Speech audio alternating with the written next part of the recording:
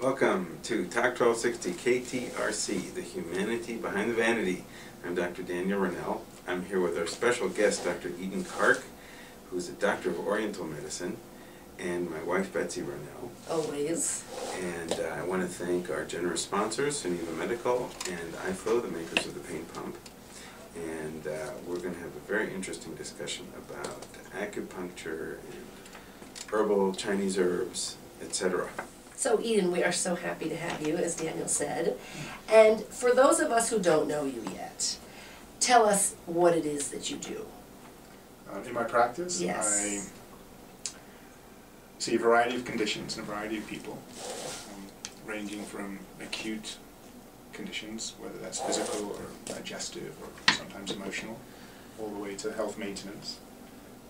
In the old days in China, doctors were actually paid to they were paid to keep patients healthy, and then they weren't paid when the patients got sick. So interesting. The best of Chinese medicine is to keep people healthy, right. preventatively.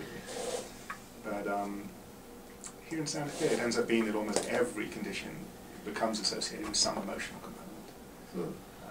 Well, in addition to that, I've also found sometimes that even if the condition is emotionally based, it ends up being that that's the vocabulary, that's the language that people are going to use best to be able to heal themselves. So in practice, I do a little body work and a lot of detox and a lot of Chinese herbs and a lot of acupuncture, a certain amount of meditation or meditation to move energy flows and to open up areas of the body that might be a little stuck or might have some unconsciousness or might be sort of betraying the person's greater health. So if someone comes into you and they say, I have a terrible and constant shoulder pain, they come to see you. It could not even have anything to do with their shoulder at all, just transferring or sitting in there?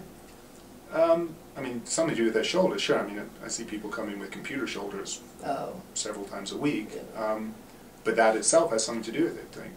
They're sitting there and their shoulder starts to hurt, and why don't they stop and rub their shoulder a little bit? Right. A lot of people get focused or driven, and then they tell their body that what they're doing is incredibly important, and their body believes them, and they build up stress in their shoulder, for example.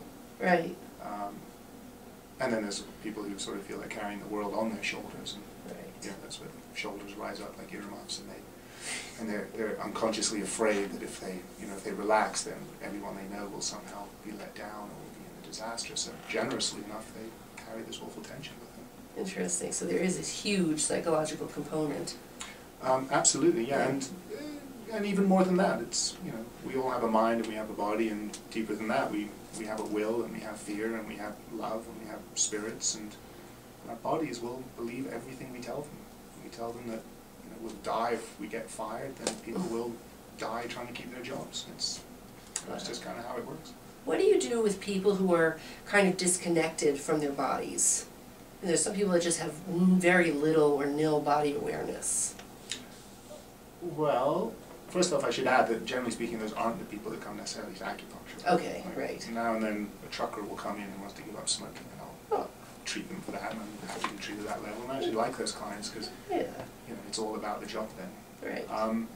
Generally speaking, people love themselves. They want the best in themselves. So if you show them the way to do that better and to feel better in themselves, they'll do it. And being in touch with the body is normally part of being happier and more joyful, so people will follow advice if it suits their lifestyle. Excellent. And now here's a silly question, but you seem to have a bit of an English accent. What brought you to little old Santa Fe, New Mexico? Well, actually, I moved here about 20 years ago. Okay. Mostly to live in the Wild West. Ooh. Had a good time, went to school here, and then left and came back and started teaching and loved that. And there's something about working here. People, maybe the tradition of shamanism here, or the sort of slight tradition of personal development. There's a maturity here that I like, so I like working here. Very nice. All right. Well, thanks for entertaining my questions. I'm going to turn it over to the real doctor here. I'm no doctor. Okay. This is very exciting for me because Dr. Kark is going to join me 2.5 days a week in my practice, and it's going to be a lot easier for me to send my patients to him preoperatively, postoperatively, and I'm really looking forward to having a colleague that I can bounce ideas off and discuss things with. I'm going to go to him. Poor Eden. Okay. Sorry.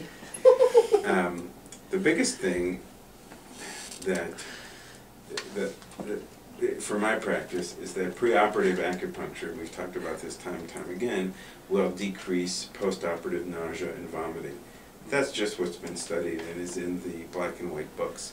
But there's so much more that preoperative acupuncture and postoperative acupuncture can do. Could you elaborate on that, please? Well, I mean, it's kind of like everything, really. I mean, surgery is, it's a little bit terrifying, and it's, on some level, there's a little bit of invasiveness to the body. And at the end of the day, in the hierarchy of your body, you've got a body, and then you've got a mind, and beyond that, you've got a spirit. And it's always the one level up that has the trump card on controlling or supporting or healing the one below. So when people go in with something happening in their body, they, by and large, their bodies are afraid and they're a little concerned. Whereas if their mind steps in, or their spirit even steps in, the spirit can control the mind's fears, the mind can control the body's reactions.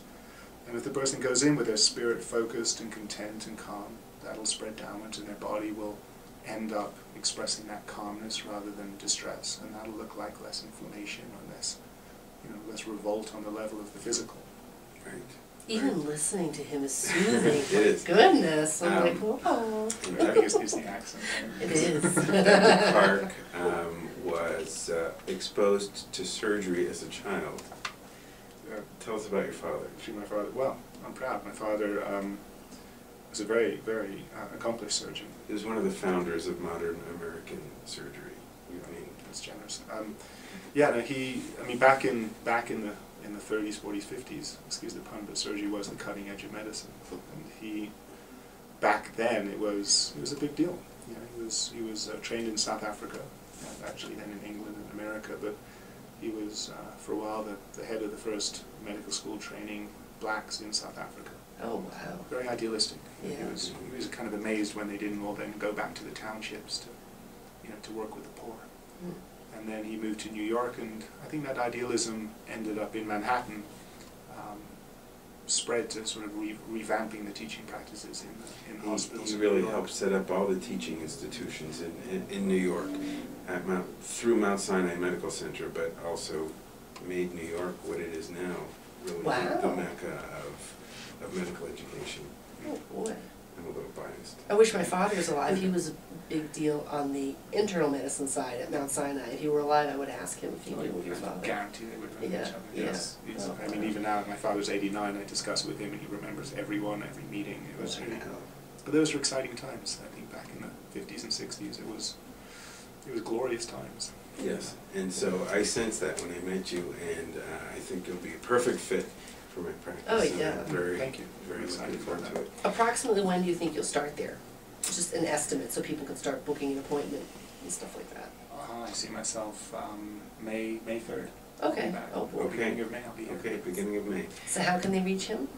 You can call my office, 988-8886, or call you directly. You can call me directly at 660-8802. Excellent. Very good. And look to the website for further developments. We'll develop this relationship. We have to wrap things up. Thank you so much for listening to Thank you, Eden. You're welcome. Thank It's a you. pleasure. Yeah, It very was. enjoyable. Thank you. Talk 1260 KTRC, the Humanity Behind the Vanity. We'll be right back.